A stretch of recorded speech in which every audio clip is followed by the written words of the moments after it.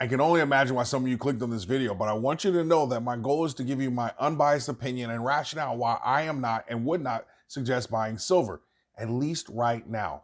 This silver versus gold debate probably goes back as far as ancient times. The fact is that when we even frame it as an either or kind of situation, that's actually part of the problem. In reality, we all should own both as a part of our diversification of our metals. Diversifying our stacks is actually something we can learn from the stock investors. In addition to gold and silver, our metals portfolios should include platinum, palladium, copper, and even uranium, because all of those metals perform differently under different market conditions. Don't get me wrong when I say stacking, because I don't want anyone out there storing yellow cake uranium or copper in their basements. Those would be terrible decisions for very different reasons. Bringing it back to silver and gold, my position that we should not be buying silver right now is more about strategy and the reality that we all have a fixed budget for stacking. The question I'm asked the most is, which metal should I be stacking? And let's say your budget is under $500. It can be very hard to stack both metals. So it's a tough question to answer because it depends on the person and where they stand on what I think are the 5 most important variables: your budget, goals, investment timeline, concerns about premiums, and your tolerance for price volatility. Budget-wise, you can't beat the convenience and ease of being able to walk into your LCS with $30 and walk out with a piece of silver. That is where silver is at its best. The cost of entry is so very low. I don't even want to imagine how small of a piece of gold you would receive for $30. Even if your monthly budget was $250 a month, what would you receive in silver? Let's say a 10-ounce bar versus what you would receive in gold, a 1/10 ounce coin, feels worlds apart. No matter how much I can explain it intellectually, emotionally and psychologically, it's hard to feel like you got your money's worth when in one hand you have a 10-ounce bar and in the other hand you have a 1/10 ounce coin that's about the size of a dime. It's just our human nature. Choosing silver or gold based on our goals can also be tricky because in theory, both metals protect us against a devaluing dollar, service insurance protects our purchasing power, and etc. But when you look at the historic numbers, it's clear that one does a better job at that than the other. Here is a chart of gold and silver performance in 1972, and you can see clearly that outside of 2 spikes, gold has outperformed silver, and even with those spikes, silver has not kept up with gold long term. The easiest way to see this is with this next slide, where they've charted the performance of gold, silver, SP 500, and the Dow. Unfortunately, it's really hard to see, so here I've zoomed in so you can see the returns of each asset since 1972. From low to high, we can see that silver has gone up 1,100%, gold has gone more than double of that to 2,900%, while the Dow and S&P are up 3,700 and 4,100 respectively. Going back to that original chart of gold and silver prices, you also see that the silver price is much more volatile, where it has these incredible spikes followed by these immediate drops. So that can be considered as well. To me, based on most gold-based metrics, it's clear that gold is a better investment. Unless you're able to catch one of those spikes in silver price and cash out, you're likely better off with gold in the long term. Without giving much away right now, it is 100% my personal belief that we are approaching one of those periods where silver will spike in price, but you got to hold tight for me. As I mentioned, silver is fantastic for those who want a lower entry price point, but that also has to be considered within the context of premiums. We all know that silver premiums can run anywhere from 15 to 30% of spot price, and when you compare what you will spend for an ounce of gold versus 88 ounces of silver, which that's today's gold to silver ratio of 88, the percentage you pay in premium is 15 to 30% versus around 6%. Before I continue, if you think you're receiving any value from this video, could you please do me a favor and hit that like button? And if you really like the channel, please consider subscribing. It's the only way to make sure you don't miss a single video. Also, I wanted to thank ERKA Lithium for sponsoring this video. Canadian stock ticker ERKA and OTC ticker SCMCF. More on them later. By now, it's easy for some of you to start feeling like I'm pro-gold, which I am, but that doesn't mean I am anti-silver, which is why I'm suggesting that right now may not be the best time to buy silver, at least strategically speaking. Let me explain my thesis, which will explain why I believe you could actually be better off spending your money and your time right now stacking gold and then later switching to silver, which is something I suggested to my followers more than a year ago. 1, historically, we know silver largely underperforms gold. 2, we also know silver is much more likely to have moments of over and outperformance compared to gold. 3, we know in bull markets, gold moves first, silver lags, and then towards the end, it absolutely goes crazy when the journalists come to the market. We all have heard the Doug Casey analogy. 4, think about the last 2 years. We've seen gold go as low as $1,600 and silver as low as $17. And while gold has recently made new highs, silver is still at half of its all-time high. This is why over the last 2 years in particular, I've been almost exclusively stacking gold, and last year I even swapped some silver for gold. I did a video about it, and so many people thought I was crazy. But the 270 ounces I swapped for 3¼ ounces of gold, and that trade looks very different today.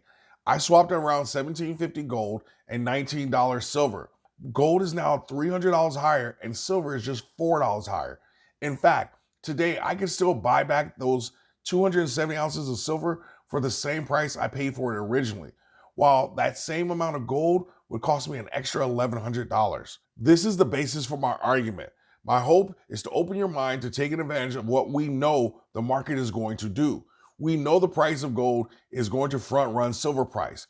Even if you're a gold-silver ratio follower, it's not unreasonable to project that it could go as high as 100 to 1 before silver actually closes the gap to what I think will actually be around 60 to 1.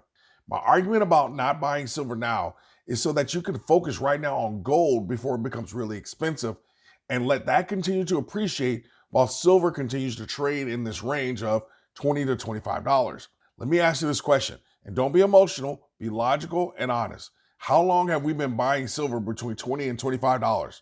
At least 2 years. Now, where is gold in comparison? Think about the numbers and the data, not your feelings.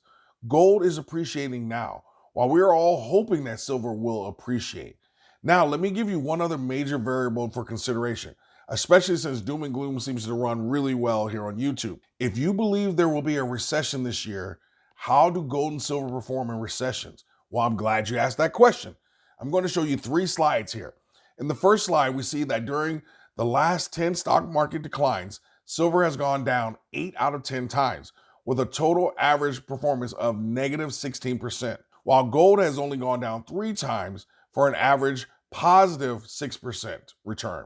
The next slide shows gold during recessions by itself, and this next slide shows silver by itself. So if you're in the recession camp, you have to believe silver prices will likely go lower before going higher. My argument is very simple. No matter what way you slice it, silver is not a great buy right now. Not that it isn't a great buy. I'm not saying that. I'm saying based on the data, historical performance, and the condition, gold is a better buy in anticipation or while we wait for silver's inevitable price acceleration. And I do believe it will be an epic one once silver starts to move. I just think you will have plenty of time to stack plenty of silver and maybe even at lower prices if we have a recession. The same isn't true for gold. Heck, you could even buy gold for the short term, let it appreciate, sell, and use those gains to help you buy more silver later. I'm not sure I really care. What I care about is you being smart and thoughtful investors that make decisions based on the data and the best information we have available to us. I don't want you to follow the herd simply because they have a catchy tagline of going to the moon. Finally, before you dismiss what I've shared and the strategy I've suggested, ask yourself this: why are so many YouTubers doing videos about LCSs having a glut of silver and not wanting any more silver? But they are quick to tell you that gold is flying off the shelves. Why are there such incredible deals on silver again? My suspicion is that many investors are doing what I've been doing, focusing on gold before it becomes really expensive, because history shows that we still have time to accumulate and ride the silver wave. In the comment section, are you stacking more gold or silver, or are you 50-50? Do you think there will be a recession in 2024? Which metal do you think will outperform in 2024? Or simply put an A+ in the comment section so that everyone knows that you always stack smarter and never stop learning. Wait, you're thinking, where's the outro music? And there's still several minutes left on the timer. Oh, I can explain that. See, that was the end of the lecture for today, but I've been fortunate enough to have Eureka Lithium sponsor this part of the video. In fact, I had the honor of sitting down with Jeff Wilson, CEO of Eureka Lithium, and discuss how he transitioned from working with gold and silver companies to working with Sean Ryan, Canada's most famous prospector, on a lithium project in North Quebec. My goals in bringing you this video is to help you learn more about resource investing, the fact that Eureka Lithium was able to cherry pick their properties based on previous surveys that highlighted high levels of lithium, and considering who their neighbors are, I'm super interested in this company. Let me shut up and let Jeff Wilson, the CEO of Eureka Lithium, tell you more. Welcome, Jeff. Thanks for having me. At Stackers University, we love our physical gold and silver. Do you stack metals? And tell us a little bit about your background working in the industry. Yeah, look, I've been in the precious metal sector for most of my career, stemming about 25 plus years here now. And so, yes, I am a physical gold and silver holder, and I've been holding some of the metal for about 20 plus years now. And I see great upside in that. Obviously, when I got started in the business, gold was less than $300 an ounce, and here we are at over 2,000. So certainly, really nice appreciation based on good strong fundamentals, and I think there's lots of upside there still to come. However, a lot of my career has been on the capital market side of things and equities, and so I also have probably a greater percentage of my exposure on the equity side and investing in a balanced portfolio of gold producers, gold developers, and of course gold exploration companies that are high risk, of course, but do have that fairly explosive upside, especially on the back of discoveries and identifying and delineating new deposits. So a balance of the metals themselves and equity exposure as well. In the mining business, it's all about leadership and the team. And it seems that you have something really special going on, not only with your more than 25 years of experience, but you've also teamed up with Sean Ryan, who is better known as Canada's most famous prospector. Tell us more about this partnership. Yeah, I mean it's a compelling story, no question about it. I'm really excited to be working with Sean. Obviously, I've known of Sean and his background for quite a long time. And as you indicate, he's a bit of a legend in our industry in terms of his process and strategy for finding future mines. And so the end of the spectrum where Sean and I are at, Sean is at sort of the prospecting and identifying areas that are overlooked or underappreciated, but have the right affinities to host the kind of mineralization that eventually big companies are going to want to have.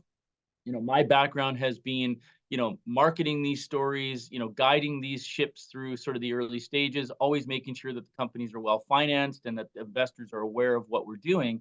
And so the coming together of those two skill sets, I think, is quite exciting.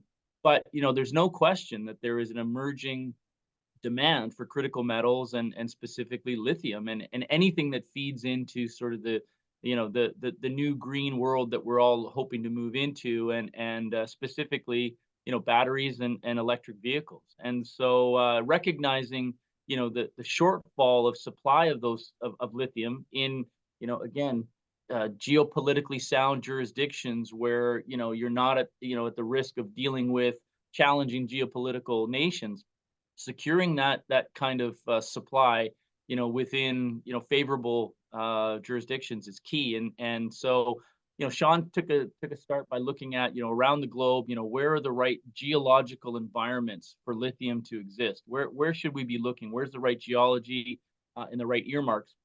And he identified northern Quebec as one of the best places on the planet. And there were some other aspects of what he identified with respect to some known mineralization there that had been maybe overlooked, and secured significant land packages there. And so we're pretty excited about sort of taking our precious metals pedigree, if you will, or track record, and applying that to this emerging new market in the lithium space.